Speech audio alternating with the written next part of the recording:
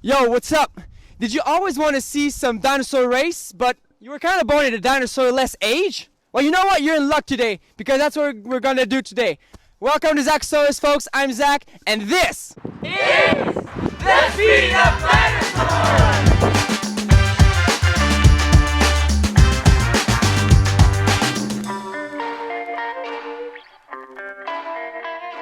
So today we will see at what speed some of your favorite dinosaur moved, because it's really cool because we're actually going to race all these guys. Now, the cool thing about all of this is that speed is a very important factor in the survival of animals. So, I'll be completely honest with you though, while it's almost impossible to predict the absolute top speed of an animal that is, well, not here anymore, we're still able to compare their relative speed towards one another, and therefore what we're going to see today is actually a good representation of what we would see if we were to travel back 66 million years ago. And plus, while they won't be traveling at their absolute top speed, the speed at which all these animals will be moving is still pretty accurate.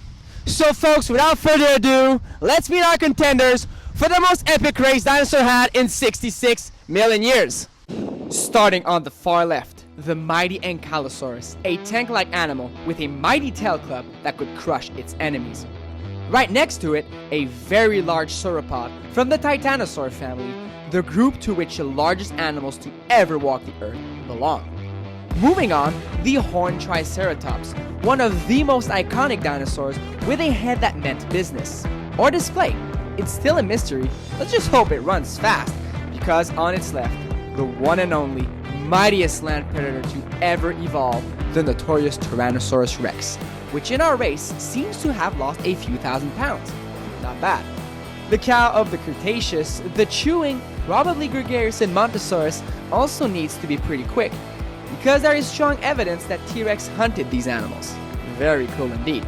For us though, not for Edmontosaurus. Now, our final contender really cranks up the speed by a notch. Introducing the swift Gallimimus. Built for speed, it truly has a shot at winning this race. Here, presented in a hypothetical Subaru pearl white coloration. So there you have it, a suit of some of your very favorite dinosaurs ready to run for the first time in 66 million years. The question remains, which dinosaur will vanquish its foes and win the race? Or will everything go spectacularly wrong and we won't get an answer? It's time for us to find out.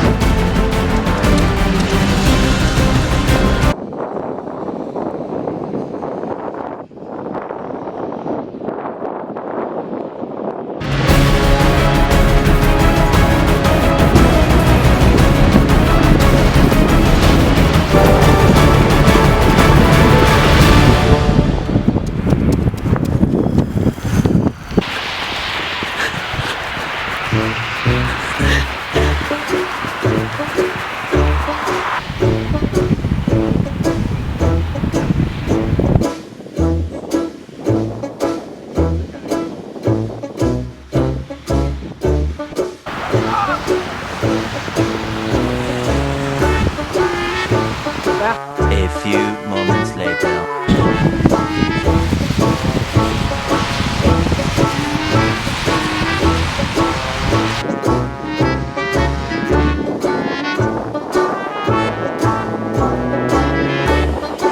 One eternity later.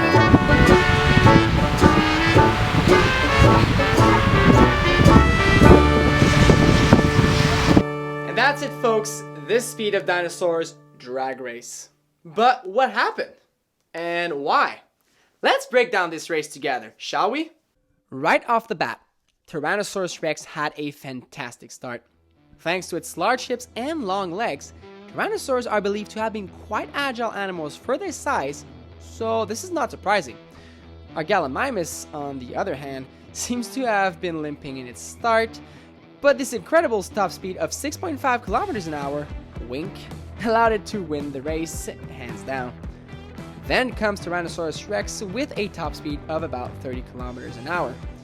The slow acceleration of Edmontosaurus really, put his chances of winning down the drain early on, and it wasn't able to overcome the large carnivore even with its higher top speed of about 35 kilometers an hour. Indeed, as with modern mammals, it is very common for prey to have a higher top speed than their predator, but the predator usually benefits from good acceleration. Given more distance, Edmontosaurus would have surely passed Tyrannosaurus Rex. Then comes in Triceratops, and it might surprise you as how slow it was, and I'll explain that actually. You see, estimates on its top speed are controversial, mainly because paleontologists aren't decided on whether or not it could actually run. Being the size of an elephant, which are not known runners, they could have been just as slow. But the large horned dinosaur shares some similarities with modern rhinos, which are pretty quick. But the difference that it has compared to both elephants and rhinos, such as its weird front limbs, makes it very hard to estimate an accurate top speed. Therefore, if paleontologists do find solid evidence that this animal could gallop, then that was a slow Triceratops we just saw. I personally chose to not make it run based off what I read, and therefore a top speed of 15 kilometers an hour is plausible, albeit on the slower side. But as with everything in science, this is as of 2019 and therefore subject to change. Next, and quite a bit later, our long-necked Titanosaur tops out at about 7 kilometers an hour. This is actually based on trackways found in Argentina and are interpreted as being a large migrating herd traveling at migration speeds. Although with a body mass of, in the 70-ton range, it's not impossible that this migration speed actually is close to full throttle for the giants. Finally, the very slow Ankylosaurus tops up at about 3 kilometers an hour. This is extremely slow, and no evidence points out that this animal wasn't a runner at all, so it's plausible. Plus, it's probably did not need to run much faster because its incredible armor, weaponry, and even possible camouflage probably helped it fending predators quite efficiently. Did we miss some of your favorite dinosaurs? And what are your thoughts on the speed of dinosaurs? Leave a comment below. And folks, we come to an end. Thank you very much for watching. It has been an absolute blast making this video, and I would like to personally thank each and every one of you who has been a part in the making of this video. Without you folks, it would have not been possible, and my friends, I think we built something quite fantastic together. If you like that, if you enjoyed watching this, you know what? Like this video, subscribe to the channel, and be sure to check out the Zachosaurus Facebook page and the officially Zachosaurus Instagram account. And if you want to see more content like this more often, and that's a pretty good deal, well, you can help me achieve my goal of doing this full time by donating money on my Patreon account. What is Patreon? Well, actually, Patreon is a platform where fans just like you can help us content creator achieve a monthly revenue, which is really important because, food costs money, right? Yeah, it is kind of the way it is. But you know what? It's really cool because depending on the amount you give per month, you have access to different content. It might be behind the scenes, it might be bloopers, extra content that I do plan on making further in. So, if you are interested in donating, for sure, check out my Patreon. It's in the description below, so yeah, go check all of this out. And folks, with that being said, thank you very much for watching. We'll see each other as soon as possible. Love y'all and stay curious.